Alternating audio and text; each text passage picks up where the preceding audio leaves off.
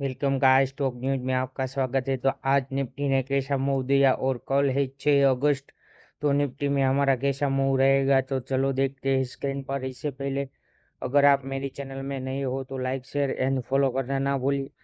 And मेरा analysis अच्छा लगता है तो आप कमेंट सेक्शन में ज़रूर बताइएगा। वेलकम गाइस, स्टॉक न्यूज में आपका स्वागत है। तो आज मार्केट एक गैप अप खोला, लेकिन जो हमारा सपोर्ट था 24,615 का, उसे ब्रेक किया और अच्छी खासी हमें गिरावट दिखने को मिली। ये तो जी आज की एनालिसिस, चलो देखते हैं कल 6 अगस्त हमारा थर्सडे में क्या प्रेडिक्शन रहेगा। तो फिलहाल मार्केट अभी जो 24,615 पर क्लोजिंग दिया है, वो ही हमारा सपोर्ट रहेगा। जो अगर उसको ब्रेक नहीं कर पाता तो हम लॉन्ग प्लान करेंगे, जो कि 24,660, 24,700 और 24,770 का हमारा टारगेट रहेगा। अदरवाइज मार्केट कहीं 24,615 को ब्रेक करता है तो थोड़ी देर हम वेट करेंगे। 24,560 को ब्रेक करते एक शॉर्ट प्लान करेंगे। 24,520, 24,500, 24,460 और 24,420 का हमारा टारगेट रहेगा।